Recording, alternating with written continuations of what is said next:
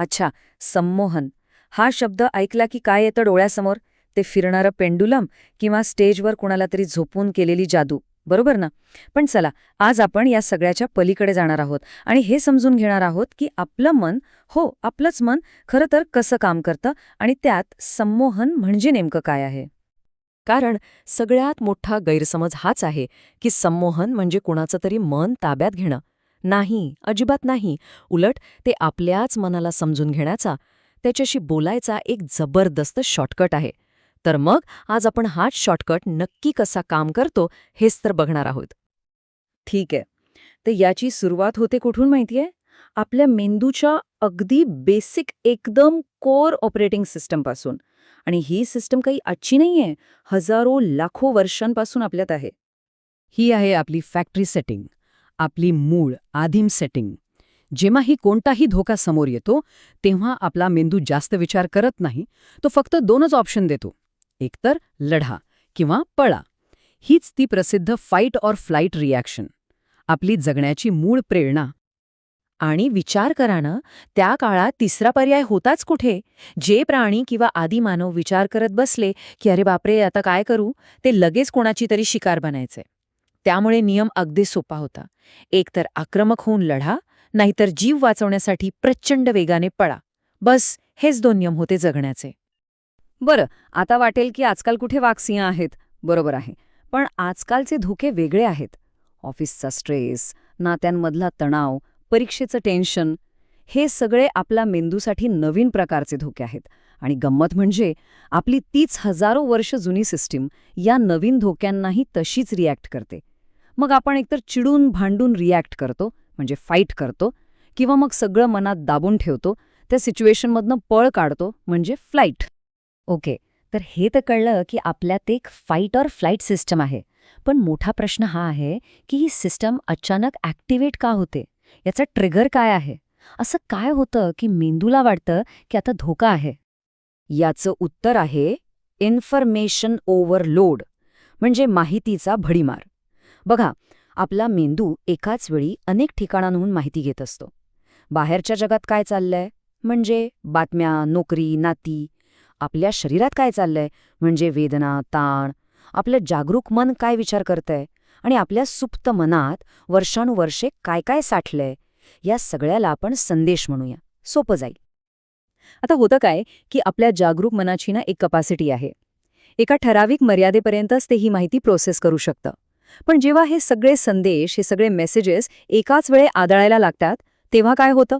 आपला processor hang होतो, अगदी कम्प्युटरसारखं. आणि ज्या क्षणी आपलं जागरूक मन हँग होतं, त्याच क्षणी मेंदूचा ऑटो पायलट मोड सुरू होतो.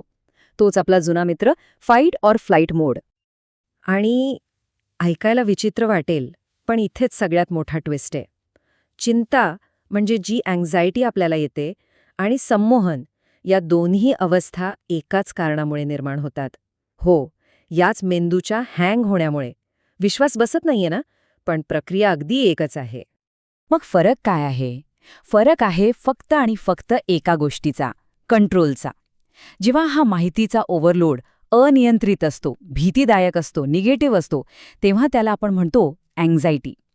पण जेव्हा तोच ओव्हरलोड एका सुरक्षित, पॉझिटिव्ह आणि नियंत्रित वातावरणात घडवून आणला जातो, तेव्हा तीच अवस्था बनते संमोहन. म्हणजे बघा, एकच मेकॅनिझम, पण परिणाम किती वेगळे. चला, हे अजून चांगल्या प्रकारे समजून घेऊया. डॉक्टर कप्पास यांनी मनाचा एक अप्रतिम नकाशा तयार केलाय, एक मॉडेल, जे हे सगळं एकदम सोपं करून सांगतं. हे आहे ते मॉडेल. ह्यात आपल्या मनाचे वेगवेगळे लेयर्स किंवा भाग दाखवले आहेत. चला, आपण एक एक करून हे सगळे भाग समजून घेऊया आणि बघूया की एखादी माहिती आपल्या मनात आतपर्यंत कशी प्रवास करते. तर सगळ्यात वरच्या लेअरवर आहे आपलं जागरूक मन, कॉन्शियस माइंड. म्हणजे जे मन आता हे सगळं ऐकतंय, विचार करतंय.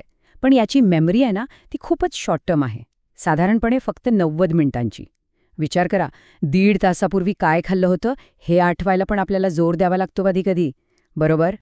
आता या जागरूक मनाच्या आणि आतल्या सुप्त मनाच्या मध्ये एक वॉचमॅन बसलाय, एक सिक्युरिटी गार्ड. याला म्हणतात क्रिटिकल एरिया किंवा चिकित्सक क्षेत्र. याचं काम काय, तर आत येणाऱ्या प्रत्येक माहितीला तपासणं, स्कॅन करणं आणि जर एखादी नवीन माहिती आपल्या जुन्या, मनात घट्ट बसलेल्या विश्वासांच्या विरोधात असेल, तर हा गार्ड तिला सरळ गेटवरच अडवतो, आत येऊच देत नाही. या गार्डच्या आत, म्हणजे गेटच्या पलीकडे, आहे आपल्या आयुष्याची अवाढवे हार्ड ड्राईव्ह. याला म्हणतात मॉडर्न मेमरी एरिया. जन्मापासून ते आजच्या क्षणापर्यंतची प्रत्येक आठवण, प्रत्येक अनुभव इथे अगदी व्यवस्थित सेव्ह केलेला आहे. आणि मग सगळ्यात खोलवर आपल्या मनाच्या केंद्रस्थानी आहे आदिम क्षेत्र किंवा प्रिमिटिव्ह एरिया. ही आपली कोर प्रोग्रामिंग आहे, आपली मूळ ऑपरेटिंग सिस्टम. इथेच ते फाईट ऑर फ्लाईटचे नियम लिहिलेले आहेत. आणि जेव्हा एखादा मोठा धोका जाणवतो ना, तेव्हा हे क्षेत्र थेट कामाला लागतं, मधल्या त्या गार्डला किंवा हार्ड ड्राईव्हला पूर्णपणे बायपास करून. तर मग आता खरा प्रश्न येतो. जर आपल्याला एखादी चांगली सवय लावायची असेल किंवा एखादा सकारात्मक विचार थेट आपल्या आतल्या त्या हार्ड ड्राईव्हमध्ये इन्स्टॉल करायचा असेल, तर त्या आडमुठ्या सिक्युरिटी गार्डला बायपास कसं करायचं? आणि इथेच संमोहन पिक्चरमध्ये येतं. बघा, नॉर्मली काय होतं, आपण जेव्हा जागे असतो तेव्हा कोणतीही नवीन माहिती किंवा सूचना तो सिक्युरिटी गार्ड, तो क्रिटिकल एरिया अडवून ठेवतो. तो तिला 16 तासांपर्यंत तिथेच होल्डवर ठेवतो आणि मग रात्री झोपेत त्यावर आरामात प्रक्रिया करतो. पण तोपर्यंत काय होतं, ती मूळ सूचना पार विरून गेलेली असते, कमकुवत झालेली असते, तिचा अर्थच बदललेला असतो. पण डॉक्टर कप्पास काय म्हणतात माहितीये? संमोहनामध्ये हीच संपूर्ण प्रक्रिया काही मिनिटात घडते. म्हणजे काय? तर संमोहनाच्या अवस्थेत तो जो सिक्युरिटी गार्ड आहे ना, तो थोड्या वेळासाठी बाजूला होतो. किंवा असं समजा की तो चहा प्यायला जातो. आणि मग काय? दरवाजा उघडा, माहिती थेट आत. हा फरक प्रचंड मोठा आहे. विचार करा, जागेपणी दिलेली सूचना म्हणजे त्या सिक्युरिटी गार्डच्या टेबलवर अडकलेला एक साधा अर्ज, ज्यावर कधीतरी सही होईल की नाही याची गॅरंटी नाही. याउलट संमोहनाच्या अवस्थेत दिलेली सूचना म्हणजे थेट आतल्या बॉसच्या केबिनमध्ये पोचलेली एक VIP फाईल, जी लगेच स्वीकारली जाते आणि त्यावर कामही सुरू होतं. आणि म्हणूनच संमोहन म्हणजे कुणाचं मन ताब्यात घेणं नाहीये. अजिबात नाही. उलट ती एक अशी नैसर्गिक, फोकस्ड अवस्था आहे, जिथे आपलं मन शिकण्यासाठी, नवीन चांगल्या गोष्टी स्वीकारण्यासाठी सगळ्यात जास्त तयार असतं. याला आपण एक सुपर लर्निंग स्टेट म्हणू शकतो. तर आता एक शेवटचा विचार. जर सूचनांमध्ये इतकी ताकद आहे आणि आपलं मन या ग्रहणशील शिक्षणाच्या अवस्थेत जाऊ शकतं, तर जरा विचार करा, दिवसभरात आपण ज्या जाहिराती बघतो, ज्या बातम्या ऐकतो, जे संभाषण करतो, त्या सगळ्या गोष्टी आपल्या नकळत आपल्या त्या आतल्या हार्ड ड्राईव्हवर काय काय इन्स्टॉल करत असतील, नाही का?